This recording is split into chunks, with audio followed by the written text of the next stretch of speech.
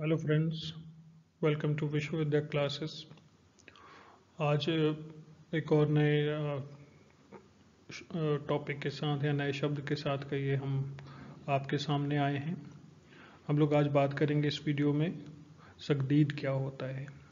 और ये एक पारसी धर्म का परंपरा है और रतन टाटा का सगदीद किसने किया, तो इसके बारे में हम लोग चर्चा करेंगे, देखेंगे, बात करेंगे।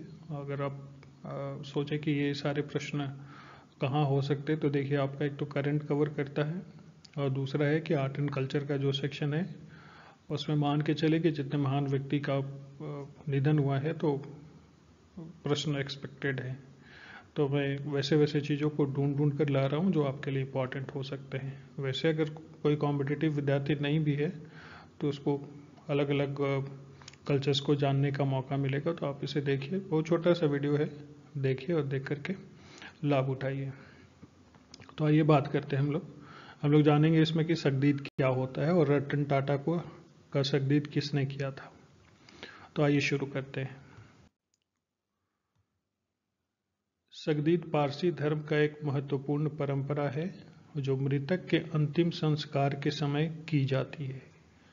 यानी कि ये पारसी धर्म का परंपरा है जो कि अंतिम संस्कार के समय किया जाता है। क्या किया जाता है, देखते आगे। यह एक धार्मिक अनुष्ठान है जिसमें मृत्यु के तुरंत बाद शव के पास एक कुत्ता लाया जाता है ना। शव के पास एक कुत्ता लाया जाता है। आगे है, इस प्रक्रिया में कुत्ते का उपयोग किया जाता है जिसे पारसी धर्म में शुद्ध और पवित्र माना जाता है। ऐसा क्यों है, आगे देखते हैं। खासतौर से 4 आंखों वाला कुत्ता। अब आप सोचेंगे 4 आंखों वाला कुत्ता कहाँ होता है, तो आगे देखिए। 4 आंखों वाला कुत्ता वह होता है जिसके माथे पर हल्के से निशान होते हैं जो उसे 4 आंखों वाला दिखाते हैं। तो बहुत सारे ऐसे कुत्ते होते हैं जिनके ऊपर भौं के पास, है ना, आईब्रोज के पास ऐसा कुछ निशान होता है जिससे उसकी आंखें 4 दिखने लगती हैं। तो इस प्रक्रिया के लिए ये 4 आंखों वाले कुत्ते आदर्श माने जाते हैं। लेकिन अगर ऐसा कुत्ता उपलब्ध नहीं हो तो कोई भी कुत्ता उपयोग में लाया जा सकता है ना। तो सगदीद करने के लिए एक तो एक पारसी धर्म का परंपरा है, धार्मिक अनुष्ठान है। कब होता है, तो ये अंतिम संस्कार के समय होता है और मृत व्यक्ति के पास कुत्ता लाया जाता है और वो भी 4 आंखों वाला कुत्ता। आगे देखते हैं सगदीद का उद्देश्य क्या है। तो जो धर्म के हिसाब से सगदीद का मुख्य उद्देश्य मृतक की आत्मा की शुद्धि करना और यह सुनिश्चित करना होता है कि मृत्यु सही तरीके से हुई है। अब अलग अलग धर्मों में अलग अलग तरह की मान्यताएं हैं और अलग अलग तरह की परंपराएं हैं जो लोग करते हैं, लेकिन पारसी धर्म में ये परंपरा है।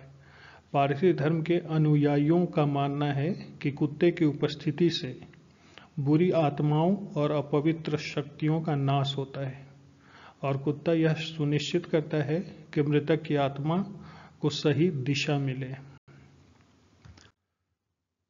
आगे है सगदीद की प्रक्रिया, कैसे किया जाता है सगदीद। तो पहला है कि मृत्यु के तुरंत बाद कुत्ते को शव के पास लाया जाता है। कुत्ते को शव के चेहरे को देखने के लिए कहा जाता है। ऐसा माना जाता है कि कुत्ता आत्मा की शुद्धि करता है और मृतक को बुरी शक्तियों से बचाता है।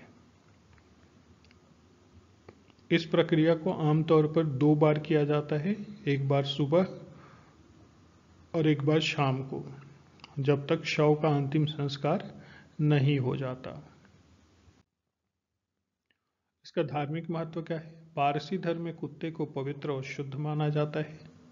यह माना जाता है कि कुत्ते की दृष्टि बुरी आत्माओं को दूर करती है और यह सुनिश्चित करती है कि मृतक की आत्मा सुरक्षित रहे।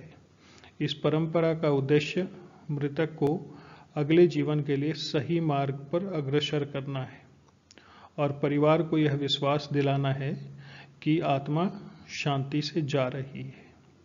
तो कुल मिलाकर जो सगदीद हम लोग समझे कि पारसी धर्म की परंपरा है और इसमें होता क्या है कि मृतक व्यक्ति के पास, मृतक शव के पास एक कुत्ते को लाया जाता है और सुबह शाम उससे उस शव के चेहरे को देखने को कहा जाता है, जब तक कि उस शव का अंतिम संस्कार नहीं हो जाता है।